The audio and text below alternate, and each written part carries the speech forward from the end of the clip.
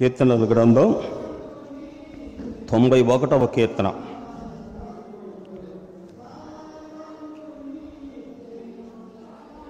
కీర్తన 91.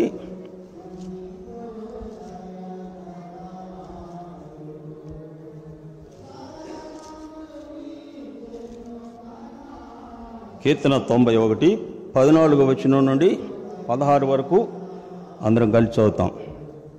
కీర్తనల గ్రంథం 91వ కీర్తన 14వ వచనం నుండి 16 వరకు అందరం కలిసి చదువుతాం.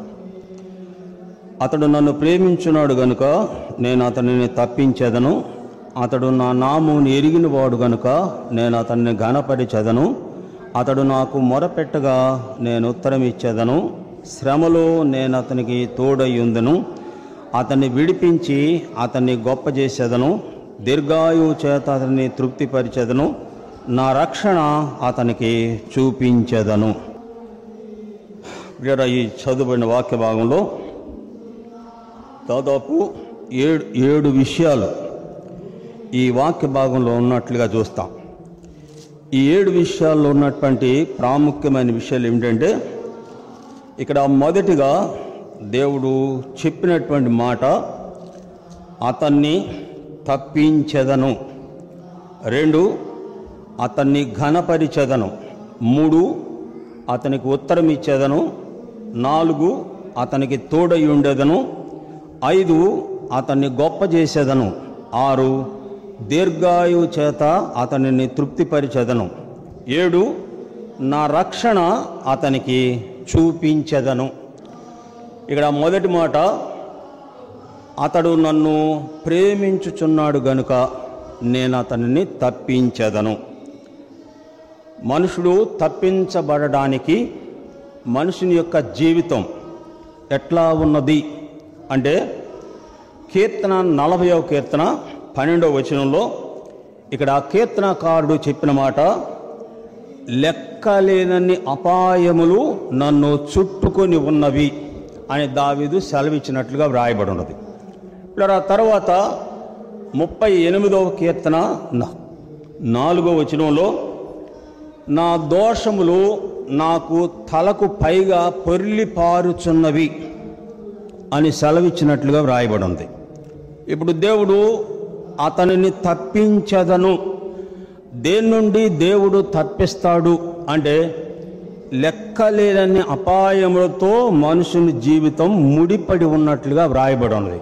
ఇలా తర్వాత మనుషుడు చేసినటువంటి దోషము మనుషుని తలకు పైగా పొర్లి పారుచున్నవి అని రాయబడి ఉన్నది.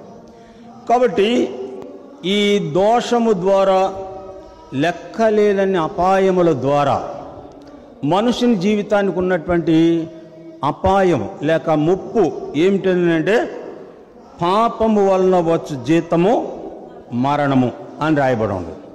కాబట్టి ఇక్కడ దాని నుండి తప్పించబడాలి అంటే, ఇక్కడ దేవుడు చెప్పిన మాట, అతడు నన్ను ప్రేమించుచున్నాడు గనుక.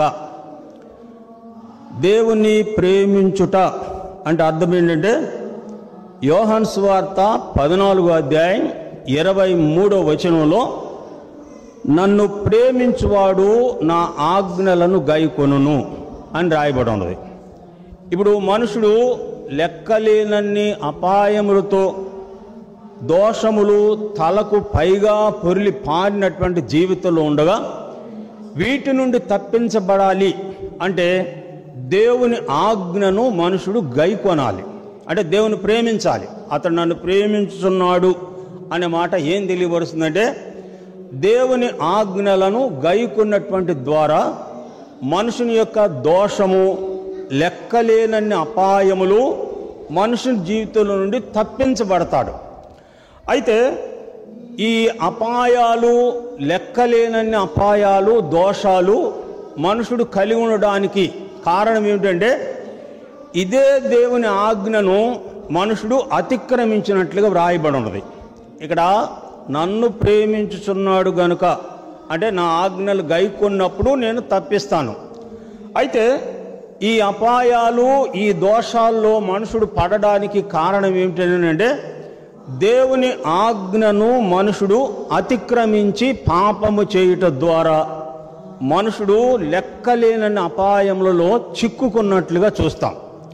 పిల్లరా, ఏమిటి ఈ ఆజ్ఞ అతిక్రమణ అంటే ఆదికాండం 2వ అధ్యాయం 17వ వచనంలో దేవుడు మనుషుని క్షేమార్థమై, మనుషుని యొక్క జీవితం క్షేమంగా ఉండు నిమిత్తమై దేవుడు మనుషులకు ఆజ్ఞాపించినటువంటి మాట, ఈ తోటలో ఉన్న ఫలాలన్నీ నువ్వు నిరభ్యంతరంగా తినవచ్చును, అయితే మంచి చెడ్డల తెలివినిచ్చు వృక్ష ఫలము తినుదినమున నువ్వు నిశ్చయముగా చచ్చెదవు అని ఆజ్ఞాపించాడు.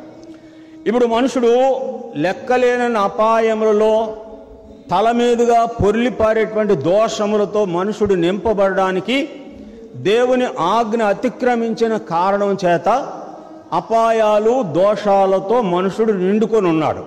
ఇక్కడ అదే దేవుడు ఇక్కడ చెప్తున్నటువంటి మాట, అతడు నన్ను ప్రేమించుచున్నాడు గనుక నేను అతన్ని తప్పించదను. అంటే దేవుని ఆజ్ఞను గైకొనుట ద్వారా మనుషుడు ఈ అపాయాల నుండి తప్పించబడుతున్నట్లుగా చూస్తాం. చూడండి, ఇర్మియా గ్రంథం 11వ అధ్యాయం, ఇర్మియా గ్రంథం 11వ అధ్యాయం 14వ వచనంలో ఇక్కడ దేవుడు సెలవిస్తున్నటువంటి మాట.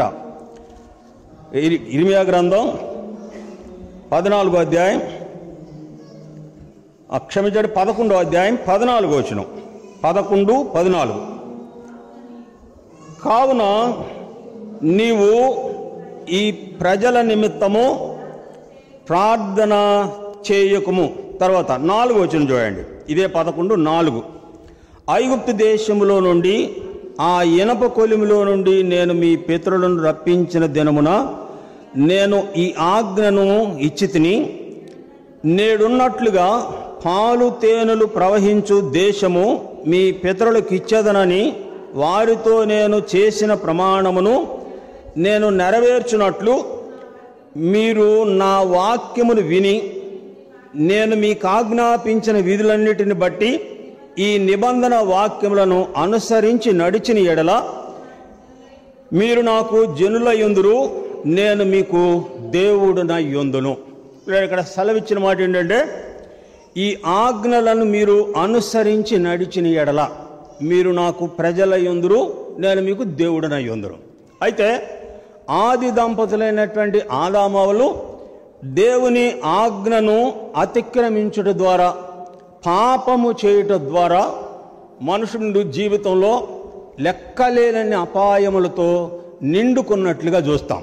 మనుషుడు చేసినటువంటి దోషము మనుషుని తలకు పైగా పొర్లిపారుతున్నట్లుగా చూస్తాం. కనుకనే ఈ అనుభవం ఎక్కడా చెప్పబడింది అంటే ఆదికాండం 6వ అధ్యాయం మొదటి 2 వచనాల్లో దేవుని కుమారులు నరుల కుమార్తెలు చక్కని వారని తన మనసుకు నచ్చినటువంటి వారిని వివాహం చేసుకొనగా మంచి చెడు కలయిక ద్వారా పుట్టినటువంటి ప్రజలు బలత్కారులై ఉన్నట్లుగా వ్రాయబడి ఉంటుంది. వీరిని ఏమన్నారంటే నెఫీలీలు అని పిలిచారు. అంటే బలత్కారులు, మంచి చెడుకు పుట్టినటువంటి వారు బలత్కారులుగా పుట్టినట్లుగా చూస్తాం. ఈ బలత్కారులుగా పుట్టడంలో భూమి బలత్కారముతో నిండి ఉండెను. ఆదికాండం 6వ అధ్యాయం 11, 12 వచనాల్లో దేవుడు భూలోకమును చూచినప్పుడు అది చెడిపోయి ఉండెను, నరులు తమ మార్గములను చెరిపి వేసుకొనిరి అని రాయబడి ఉన్నది. అంటే ఇక్కడ దేవుని ఆజ్ఞను అతిక్రమించి లెక్కలేనన్ని అపాయములలో చిక్కుకొనుటకు గాను మనుషుడు చేసినటువంటి దోషము తలకు పైగా పొర్లిపారినటువంటి జీవితం ఎక్కడి నుండి వచ్చింది అంటే దేవుని ఆజ్ఞను అతిక్రమించినందున. ఇక్కడ నా ఆజ్ఞలను మీరు అనుసరించి నడిచిన ఎడల నేను మీకు దేవుడునయ్యుందును, మీరు నాకు ప్రజలయ్యుందురు. ఆ నడవని కారణం చేత వారు దేవుని పిల్లలుగా దేవుని సన్నిధిలో నుండి కొట్టివేయబడినట్లుగా వ్రాయబడి ఉంది. కాబట్టి వీళ్ళు ఇక్కడ మొదటిగా నేను తప్పించదను. ఎక్కడి నుండి తప్పించబడాలి మనుషుడంటే లెక్కలేనన్ని అపాయములలో మనుషుడు చేసినటువంటి దోషము మనుషునికి తల మీదకు పైగా పొర్లుతున్నటువంటి జీవితంలో ఉండగా. యెషయా గ్రంథం 59వ అధ్యాయం మొదటి వచనంలో, రక్షింపనేరకుండునట్లు యెహోవా హస్తములు కురుచు కాలేదు, విననేరకుండునట్లు ఆయన చెవులు మందము కాలేదు. మీకును మీ దేవునికి మధ్య మీ దోషము అడ్డుగోడగా నిలిచెను గనుక ఆయన మీ మనవి ఆలకింపకున్నాడు అని రాయబడింది. కాబట్టి వీళ్ళు ఇక్కడ మొదటిదిగా అతనిని తప్పించదను. ఎక్కడ నుండి తప్పించబడాలి అంటే, లెక్కలేనన్ని అపాయములు, మనుషుడు చేసినటువంటి దోషముల నుండి మనుషుడు తప్పించబడాలి. మనుషుడు తప్పించబడాలి అంటే దేవుణ్ణి ప్రేమించాలి. దేవుణ్ణి ప్రేమించకుండా మనుషుడు చేసినటువంటి ఈ పాప దోషము మనిషిని ఏమాత్రం కూడా పవిత్రుడుగా చేయలేదు అనేది వాక్య సత్యం. యోహాను రాసిన మొదటి పత్రిక 1వ అధ్యాయం 9వ వచనంలో, మన పాపములను మనం ఒప్పుకొని నీ ఎడల ఆయన నమ్మదగిన వాడును నీతిమంతుడు గనుక సమస్త దుర్నీతి నుండి ఆయన మనలను పవిత్రులనుగా చేయును అని రాయబడినాడు. పిల్లల తర్వాత ఇక్కడ రెండవదిగా చెప్పని మాట ఏంటంటే, అతనిని ఘనపరిచెదను. రెండవదిగా చెప్పబడిన మాట అతన్ని ఘనపరిచెదను.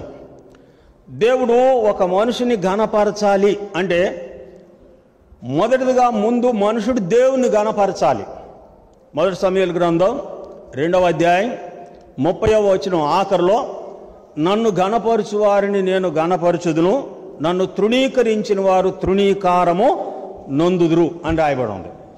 ఇలా దేవుణ్ణి తృణీకరించేటువంటి అనుభవం మనుషుల జీవితంలో ఎక్కడున్నదంటే, మలాకీ గ్రంథం 1వ అధ్యాయంలో దేవుడు ఇశ్రాయేలు ప్రజలను ప్రశ్నించినటువంటి ప్రశ్న, నేను యజమానుడినైతే నాకు రావలసిన ఘనత ఏది? నేను తండ్రినైతే నన్ను ఘనపరచువాడు ఎక్కడా అని సైన్యములకు అధిపతి యెహోవా మిమ్మల్ని అడుగుచున్నాడు అని ప్రశ్నించినట్లుగా వ్రాయబడి ఉంది. కాబట్టి ఇక్కడ దేవునిని ఎరిగినటువంటి వారిని దేవుడు ఘనపరుస్తూ ఉన్నట్లుగా చూస్తాం. ఇలా దేవుణ్ణి ఎరుగుట అంటే అర్థం ఏంటంటే, నహూము గ్రంథం 1వ అధ్యాయం 7వ వచనంలో, ఆయన ప్రజలు నన్ను నమ్మిన వారు నన్ను ఎరుగుదురు కనుక నేను వారిని తప్పించదను, లేక నేను వారికి ఆశ్రయముగా ఉందును అని దేవుడు సెలవిచ్చినట్లుగా వ్రాయబడను.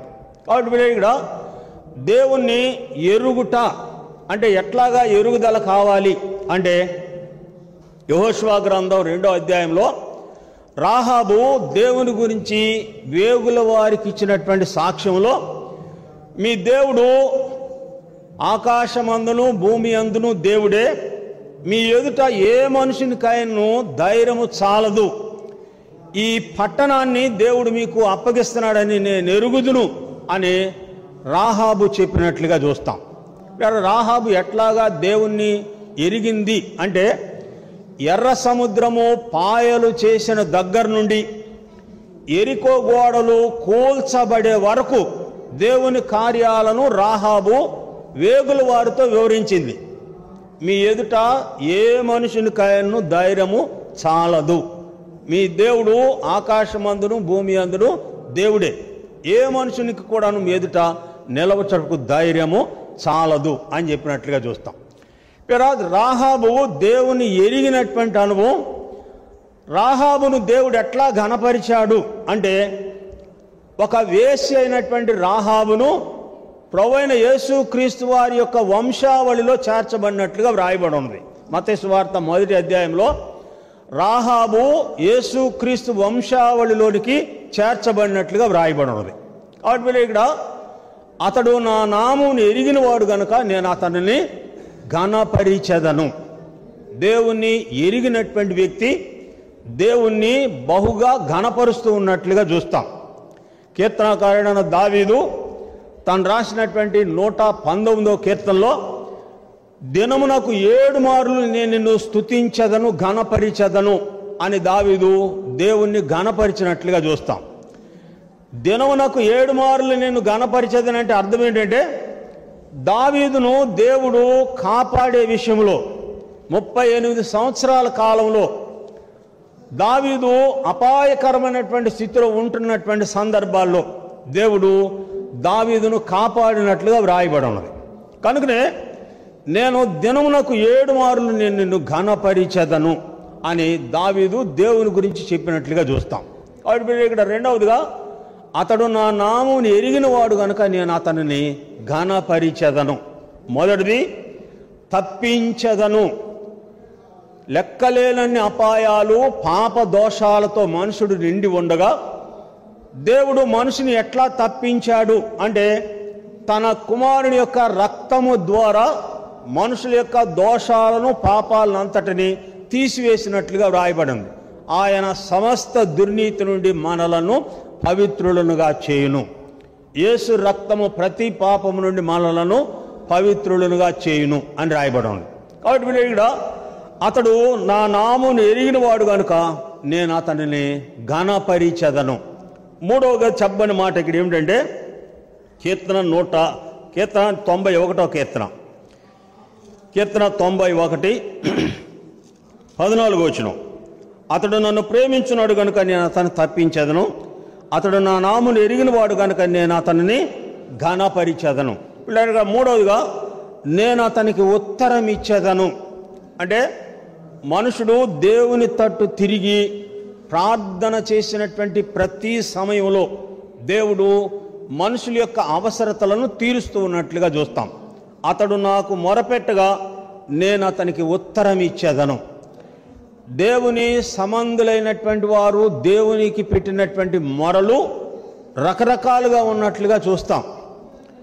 ఉదాహరణకు, యెరోబాము యూదా వారితో యుద్ధం చేసేటువంటి సమయంలో శత్రువులను ఎదట వెనక భాగం పెట్టగా యూదా వారు చూసినప్పుడు ఎదర వెనక శత్రువులు ఉండేటప్పటికీ అక్కడ వారు రాయబడిన మాట, వారు ఆర్భటించిరి అని రాయబడి ఉంది.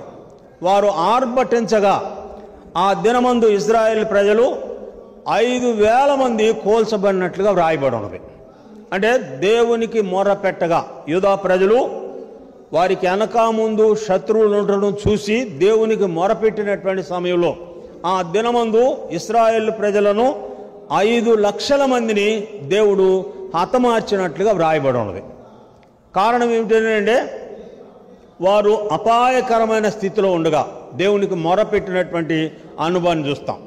ఈ విషయమై హిజ్కియా రాజుగా ఉన్న కాలంలో సహనరీబు యొక్క సైన్యాన్ని చూసి యూదావారు బెదిరిపోతున్నటువంటి సమయంలో హిజ్కియా తన ప్రజలను బలపరిచినటువంటి విధానం, మాంస సంబంధమైన బాహువే వారికి అండ, మన పక్షంగా మన దేవుడైన యెహోవా మనకు తోడుగా ఉన్నాడు, కాబట్టి మీరు ధైర్యము కలిగి యుద్ధం చేయడి, దేవుడు మీకు జయం అనుగ్రహించును అని రాయబడినట్లుగా దేవుని వాక్య భాగంలో చూస్తాం. కాబట్టి మీరు ఇక్కడ మూడవదిగా చెప్పబడిన మాట, అతడు నాకు మొరపెట్టగా నేను అతనికి తోడయ్యుందును.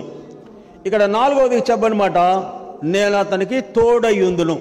ఎక్కడ తోడై ఉండదు అంటే, శ్రమలలో నేను అతనికి తోడయ్యుందును అనే మాట ఈ వాక్య భాగంలో చూస్తాం. పిల్లరా, ఈ శ్రమలు అనేటువంటి విషయం మొదటిదిగా సాతాను దేవుని ప్రజలను శ్రమల పాలు చేస్తున్నట్లుగా చూస్తాం. ప్రభువైన యేసుక్రీస్తు వారు మత్తయి సువార్త 5వ అధ్యాయం 33వ వచనంలో, క్షమించండి, యోహాను సువార్త 16వ అధ్యాయం 33లో, లోకములో మీకు శ్రమ, ఆయనను ధైర్యం తెచ్చుకొనుడి, నేను లోకమును జయించి ఉన్నాను అని దేవుడు సెలవిచ్చినట్లుగా చూస్తాం. ఇలా ఈ శ్రమ అనేది దేవుని సంబంధులైనటువంటి వారిని, శరీరము కానివ్వండి, లోకము కానివ్వండి, సాతాను కానివ్వండి, దేవుని సంబంధులైనటువంటి వారిని బహుగా శ్రమల పాలు చేస్తున్నటువంటి సమయంలో వారు నాకు శ్రమలో నేను వారికి నేను తోడై ఉండెదను.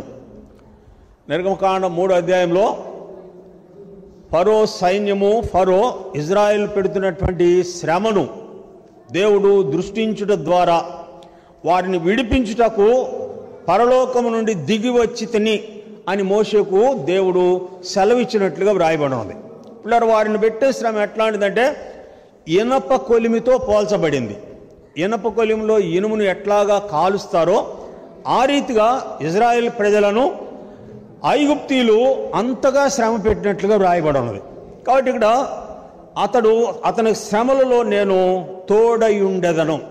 ఈ శ్రమ జీవితం గల యొక్క అనుభవం దావీదు జీవితంలోనే మనం ఎక్కువగా చూస్తాం. సౌలు ద్వారా పడినటువంటి శ్రమ దావీదు జీవితంలోనే ఎక్కువ శాతం చూస్తాం. అంత శ్రమ దావీదు జీవితంలో వచ్చినప్పటికీ కూడాను దావీదు ఆ శ్రమకు ఏమాత్రం కూడాను కృంగిపోలేదు. మహాజ్ఞానుడు సొలొమోను, శ్రమ దినమున నీవు కృంగిన ఎడల నీవు చేతగాని వాడవగుదువు అని రాయబడింది. శ్రమ దినమున నీవు కృంగిన ఎడల నీవు చేతగాని వాడవగుదువు. ఈ శ్రమ పెట్టే కొలది ఇజ్రాయేల్ ప్రజలు విస్తరించిరి, ప్రబలిరి అని రాయబడింది. ఐగుప్తీలు ఎంతగా శ్రమ పెట్టారో అంతగా ఇజ్రాయేల్ ప్రజలు విస్తరించి ప్రబలిరి అని రాయబడింది. కాబట్టి ఇక్కడ శ్రమలో నేను అతనికి తోడై ఉండేదను అంటే శ్రమ మనుషుల జీవితంలోకి వచ్చిన తర్వాత పిల్లల దేవుడు వారితో కూడాను సంచరించినటువంటి సందర్భాలను చూస్తాం. దానియేలు గ్రంథం 3వ అధ్యాయంలో నెబుకద్నెజరు ఆశ్చర్యంగా లేచి పలికిన మాట ఏంటంటే, మేము 3 మనుషులను వేశాము, 4వ మనుషుడు బంధకములు లేకుండా తిరుగుచున్నాడు అని నెబుకద్నెజరు మాట్లాడినట్లుగా చూస్తాం. అందుకే యెషయా గ్రంథం 43వ అధ్యాయంలో దేవుని వాక్యం సెలవిచ్చిన మాట, నీవు నదులలో వెళ్ళినప్పుడు అవి నీ మీద పొరిలి పారవు, అగ్ని మధ్యను నడిచెను, జ్వాలలు నిన్ను కాల్చజాలవు. అంటే జలములలో బడి వెళ్ళినప్పుడు అంటే ఊపిరాడనటువంటి పరిస్థితులు. జలంలో బడి వెళ్ళడం అంటే జలంలో బడి వెళ్ళడం కాదు, జలములలో బడి వెళ్ళేటువంటి వ్యక్తికి ఊపిరాడనటువంటి పరిస్థితి ఏర్పడినటువంటి సందర్భం. తర్వాత అగ్ని మధ్యను నువ్వు నడిచినను అంటే అగ్ని వంటి శ్రమలు నీ జీవితంలో వచ్చినను అవి నిన్నేమీ కాల్చజాలవు.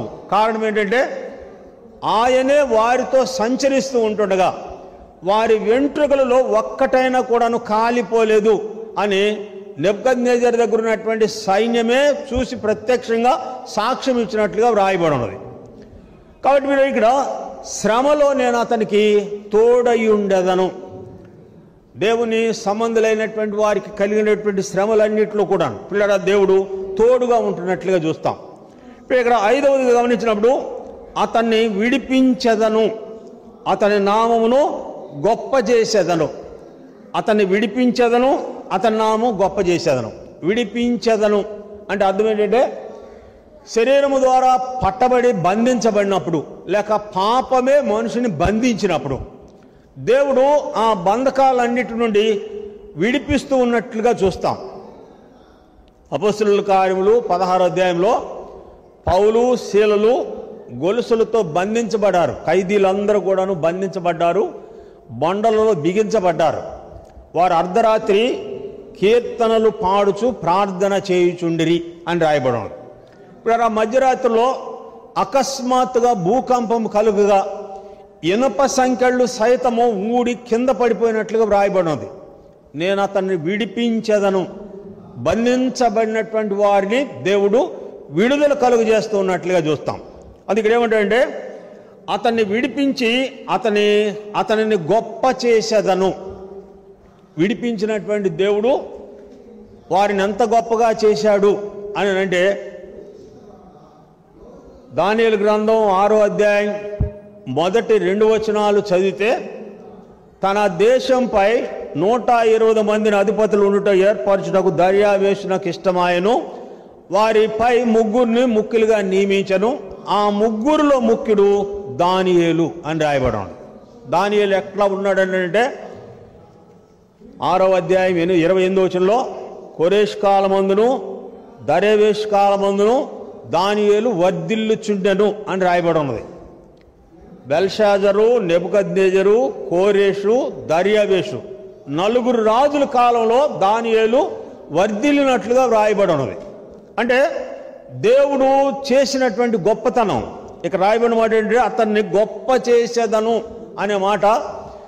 4 రాజుల కాలంలో దానియేలు గొప్పవాడుగా పిలువబడినట్లుగా ఈ వాక్య భాగంలో చూస్తాం. అందుకే దానియేలు గ్రంథం 7వ అధ్యాయంలో తమ దేవుని 11వ అధ్యాయంలో తమ దేవుని ఎరుగువారు గొప్ప కార్యములు చేసేదరు అని రాయబడింది. తమ దేవుని ఎరుగువారు గొప్ప కార్యములను చేసెదరు అని రాయబడ్డాడు. వీళ్ళ వారు ఆ బబులోను దేశంలో చేసినటువంటి గొప్ప కార్యాలు వీళ్ళ ఎలాంటివి అని అంటే, అగ్ని మధ్య వేసినప్పటికీ కూడాను సజీవులుగానే ఉన్నారు, సింహాల బోన్లో వేసినప్పటికీ కూడాను సజీవులుగానే ఉన్నట్లుగా దేవుని వాక్య భాగంలో చూస్తాం. ఏదో ఒక నింద మోపాలని అధికారులు కనిపెడుతున్నటువంటి సమయంలో దానియేలులో తప్పైనను లోపమైనను కనుగొనలేకపోయిరి అని రాయబడి ఉంది. కాబట్టి వీళ్ళు ఇక్కడ అతన్ని విడిపించి అతనిని గొప్ప చేసేదను. తర్వాత రాయబడినటువంటి మాట, దీర్ఘాయువు చేత అతనిని తృప్తిపరిచేదను. దీర్ఘాయువు అనగా మరణము లేనటువంటి జీవితం. దీర్ఘాయువు అనగా మరణము లేనటువంటి జీవితమే దీర్ఘాయువుకు సంబంధించిన మాట చూస్తాం. పిల్లలు, ఈ దీర్ఘాయువు అనగా ఎక్కడిది అని అంటే, మనుషుడు భూమి మీద జీవించినటువంటి జీవిత కాలం అంతటిలో కూడాను దేవుడు తన ప్రజలైనటువంటి వారిని ఈ లోకంలో నడిపించగా, ఈ భూమి మీద నుండి తీయబడిన తర్వాత కూడాను దేవుడు వారికి దీర్ఘాయువును దయచేస్తూ ఉన్నట్లుగా ఈ వాక్య భాగంలో దీర్ఘాయువు చేత తృప్తి పరిచేదను అని దేవుడు సెలవిస్తున్నట్లుగా చూస్తాం. అంటే మరణము లేనటువంటి జీవితం, దేవునితో నిత్యము యుగయుగాలు గడిపేటువంటి జీవితాన్ని దేవుడు మనుషులకు అనుగ్రహిస్తూ ఉన్నట్లుగా చూస్తాం. ఆ తర్వాత చెప్పని మాట, నా రక్షణ అతనికి చూపించెదను. ఇది ఏ రక్షణ అంటే, కడవరి కాలమందు ప్రత్యక్ష పరచబడుటకు సిద్ధముగా ఉన్న రక్షణ అని రాయబడం. మొదటగా యేసు ప్రభు వారు ఈ లోకానికి వచ్చినప్పుడు దేవుని గొర్రెపిల్లగా లోక పాపమంతా మోసుకొని పోవడానికి ఆయన గొర్రెపిల్లగా వచ్చినట్లుగా రాయబడి ఉంది.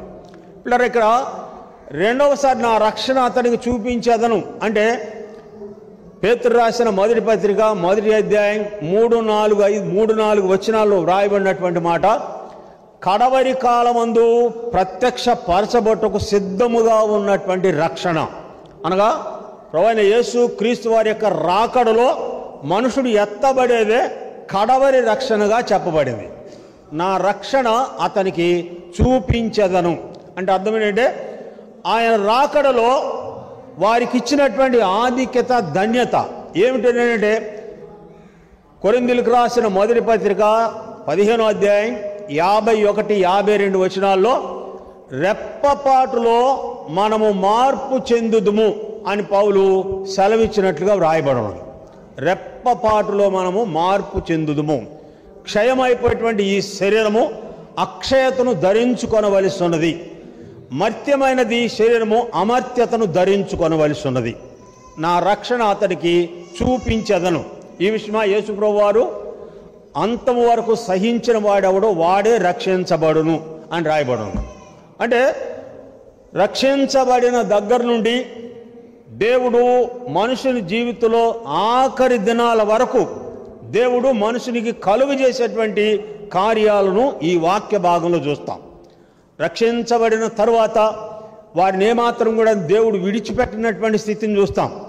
రక్షణ పొందాము, ఇక మాకు ఏ ఇబ్బంది లేదనుకున్నట్టు మనుషుడు కలిగి ఉన్నా, మనుషుడు పొందినటువంటి రక్షణ మనుషుడు మధ్యలో పోగొట్టుకుంటాడు అని ఎరిగినటువంటి దేవుడు విడువక మనుషుని వెంబడిస్తూ ఉన్నటువంటి జీవితం మనుషుని జీవితంలో చూస్తాం.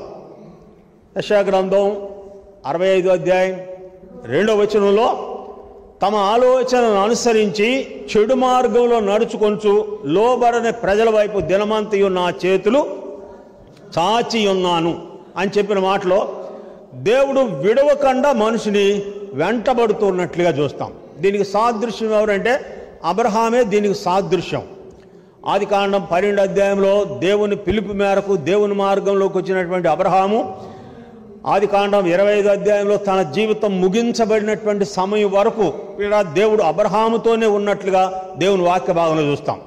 దాదాపు 10-12 సార్లు అబ్రహామును దేవుడు దర్శిస్తూ తన సన్నిధిలో నిలుపుతూ పోగొట్టుకున్నటువంటి రక్షణను తిరిగి మరలా కలగజేస్తూ తన సన్నిధిని అబ్రహామును బలపరిచినట్లుగా చూస్తాం. కాబట్టి ఇక్కడ నా రక్షణ అతనికి చూపించెదను, మొదలుగా చెప్పని మాట తప్పించెదను అని ఆరంభమైనటువంటి మాట ఆఖరిలోకి వచ్చేటప్పటికి నా రక్షణ అతనికి చూపించెదను. తప్పించదను. ఎక్కడి నుండి తప్పించాడంటే లెక్కలేనన్ని అపాయాలు, మనుషులు చేసినటువంటి పాప దోషాలతో మనుషుడి జీవితం మునిగిపోయి తలపైకి పొరులుతూ ఉంటుండగా అలాంటి స్థితి నుండి దేవుడు మనుషులను లేవనెత్తినట్లుగా వ్రాయబడను. తప్పించదను. ఎట్లా తప్పించాడంటే యేసు క్రీస్తు రక్తము ద్వారా మనుషులను దోషము నుండి దేవుడు తప్పించినట్లుగా చూస్తాం. తప్పించబడిన దినము దగ్గర నుండి ఈ ఆఖరి మాట, నా రక్షణ అతనికి చూపించదను.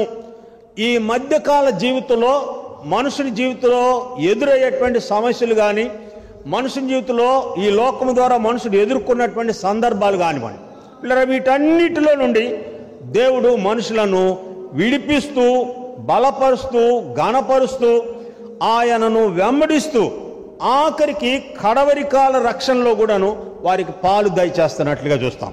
చూడండి, పేతురు రాసిన మొదటి పత్రిక మొదటి అధ్యాయం, పేతురు రాసిన మొదటి పత్రిక మొదటి అధ్యాయం 5వ వచనం, కడవరి కాలమందు బయలుపరచుటకు సిద్ధముగా ఉన్న రక్షణ మీకు కలుగునట్లు విశ్వాసము ద్వారా దేవుని శక్తి చేత కాపాడబడు మీ కొరకు ఆ స్వాస్థ్యము పరలోకమందు భద్రపరచబడి ఉన్నది. కడవరి కాలమందు ప్రత్యక్షపరచబడుటకు సిద్ధముగా ఉన్న రక్షణ. ఆయన రాకడలో ఎవరైతే సమస్తాన్ని సహించి దేవుని మాటను అనుసరించి దేవుడు చూపినటువంటి మార్గంలో ప్రయాణం చేసేవారుగా ఉంటారో వారు ఈ కడవరి కాలమందు ప్రత్యక్షపరచబడే రక్షణలో పాలు పొందుతూ ఉన్నట్లుగా ఈ వాక్య భాగంలో చూస్తాం. కాబట్టి మీరు ఈ అనుభవాలు పొందినటువంటి వారు దేవుణ్ణి ఏ రీతిగా గణపరిచారు? కీర్తనాకారుడైన దావీదే దేవుణ్ణి ఎట్లా గణపరిచాడంటే చూడండి, కీర్తనల గ్రంథం 9వ కీర్తన, కీర్తన 9వ కీర్తన మొదటి వచనం, నా పూర్ణ హృదయముతో నేను యెహోవాను స్తుతించెదను. యెహోవా, నీ అద్భుత కార్యములన్నిటినీ నేను వివరించెదను. మహోన్నతుడా, నిన్ను గూర్చి సంతోషించి హర్షించుచున్నాను. నీ నామమును కీర్తించుచున్నాను. నీవు నా పక్షమున వ్యాజ్యమాడి నాకు న్యాయము తీర్చున్నావు. నీవు సింహాసనాసీనుడు అయి న్యాయమును బట్టి తీర్పు తీర్చుచున్నావు. కాబట్టి నా శత్రువులు నా వెనుకకు మళ్ళుదురు. నీ సన్నిధిని వారు జోగి నశింతురు. దావీదు దేవుణ్ణి ఘనపరచడంలో ఎట్లా ఘనపరుస్తున్నాడంటే, నా పూర్ణ హృదయంతో నీ అద్భుత కార్యములను నేను వివరించేదను. ఏమిటి పూర్ణ హృదయంతో దేవుని కార్యాలు వివరించడంలో గల ఉద్దేశం ఏంటంటే, నా పక్షమున నీ వ్యాజ్యమాడి నాకు న్యాయము తీర్చితివి. ఏమిటి మన పక్షంగా దేవుడు జరిగించిన కార్యాలంటే, ఇందాక మనం చూసినటువంటి తప్పించదను, గణపరిచెదను, తోడయుందును, అతని శ్రమలో మొరపెట్టగా నేను ఉత్తరమిచ్చేదను, అతనికి నా దీర్ఘాయు చేత తృప్తిపరిచేదను, నా రక్షణ అతనికి చూపించెదను. ఈ కార్యాలను ఎత్తిపట్టినటువంటి దావీదు అద్భుతమైనటువంటి కార్యాలను సమాజంలో ప్రకటిస్తూ దేవుని స్తుతించినట్లుగా ఈ వాక్య భాగంలో చూస్తాం. కాబట్టి మీరు ఇక్కడ శత్రువుపై జయం అనుగ్రహించినటువంటి కారణం చేత ఇక్కడ దావీదు దేవుణ్ణి ఘనపరుస్తూ ఉన్నట్లుగా చూస్తాం. ఇక్కడ చెప్పండి మాట 4వ చరణంలో, కాబట్టి నా శత్రువులు వెనకకు మళ్ళుదురు, నీ సన్నిధిని వారు జోగి నశింతురు. రక్షించబడిన తర్వాత శ్రమల పాలు చేస్తున్నటువంటి సందర్భాల్లో దేవుడే వారిని తప్పించి విడిపించి ఘనపరిచినటువంటి అనుభవాలు దేవుడు మనుషుల జీవితంలో కలుగు చేసిన కారణాన్ని బట్టి ఇక్కడ దావీదు దేవుణ్ణి ఘనపరుస్తూ ఉన్నట్లుగా చూస్తాను. నా పూర్ణ హృదయంతో నేను నిన్ను స్తుతించి యెహోవా నేను స్తుతించెదను. యెహోవా నీ అద్భుత కార్యములన్నిటినీ నేను వివరించెదను. సమాజంలో దావీదు దేవుని అద్భుత కార్యాలు వివరించి దేవుణ్ణి ఘనపరిచిన రీతిని దేవుడు మనకు అనుగ్రహించినటువంటి రక్షణను జ్ఞాపకం చేసుకుంటూ కొద్ది